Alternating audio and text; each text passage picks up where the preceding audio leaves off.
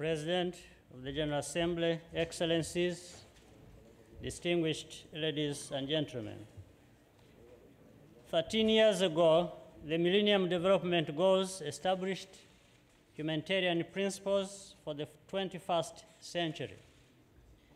Together, member states and international organizations stood for an ideal that the world's poorest nations and the poorest people should not have to live without dignity and hope. The world is a different place now. We have witnessed the struggles of a global economy rearing from a financial crisis and a deep recession.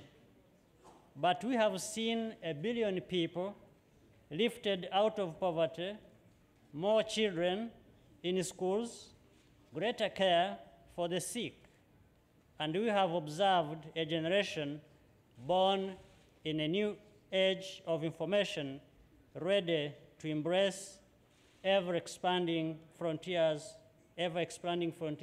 of technology. But the transformative effect is not yet complete.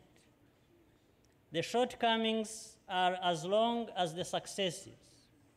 And as we think about the post-2015 agenda, we must have the courage to go beyond business as usual.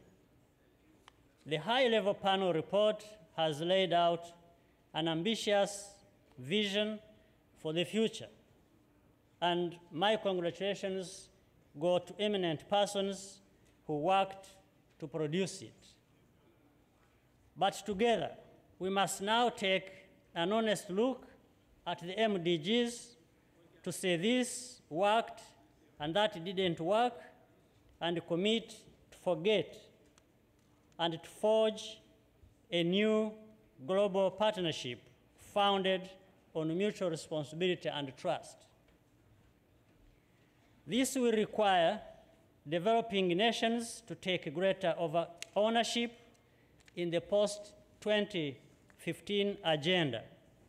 One of the failings of aid has been the lack of attention to country-specific context in the agreements. So now is the time for the developing world to make their voice heard, to shape the debate, and to ensure policies and programs are demand-driven. It will also require governments to empower those whose lives we are trying to transform, to give them a stake in the process and a say in the progress of their country. In Rwanda, we have found that empowering local leaders while demanding accountability is an effective catalyst of development. But for decentralization to work, the center must remain stable. This is why we continue to place such emphasis on good governance. It has inspired trust in our institutions and been a foundation to our development. We know that this is the best way to achieve inclusive and sustainable development.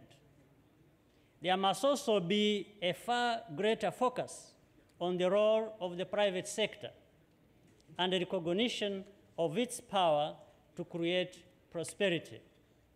To enable this, we need a global environment without trade barriers and that facilitates investments in infrastructure. In particular, greater investments are needed in roads, railways, and airports to connect domestic markets to regional and global ones.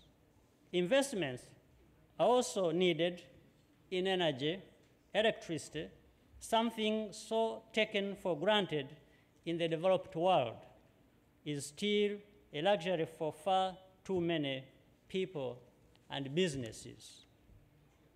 Access to knowledge, information, and technology will also play an important role it is leveling the economic playing field for developing countries and beginning to break the cycle of poverty.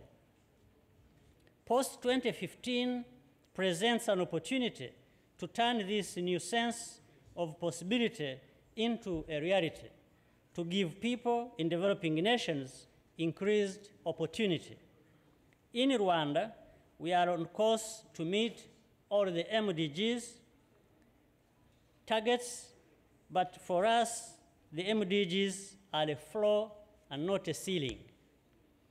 We remain tireless in the pursuit of progress because we know all too well the cost of failure. Next April, Rwanda will commemorate 20 years since the genocide.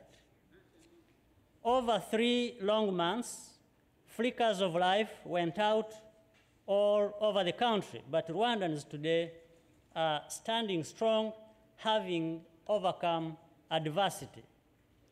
In building a new nation, we have a purpose that is formed by a tragic past, but focused firmly on the future. And as part of a large African and world community moving towards the next chapter of global development, we must create strong and meaningful partnerships that impact positively on the lives of all. Together, we can make sure the post-2015 era is defined by opportunity and optimism, prosperity and progress, dignity and hope.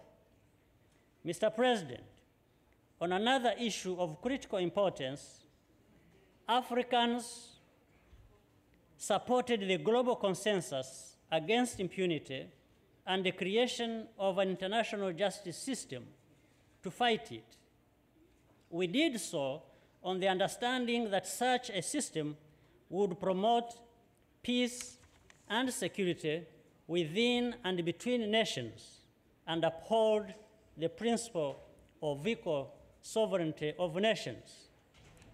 In practice, however, the International Criminal Court has flouted these principles. It has shown open bias against Africans.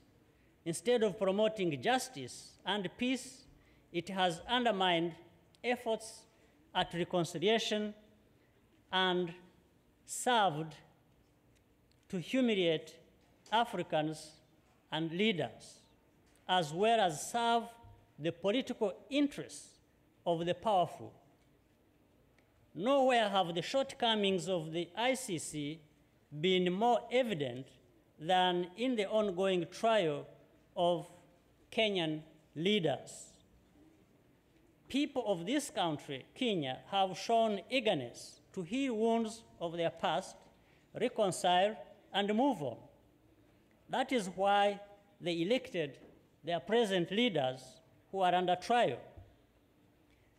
These efforts should be supported, efforts to reconcile their communities and move forward, not to undermine national judicial capacity to fight impunity instead of supporting development of this capacity.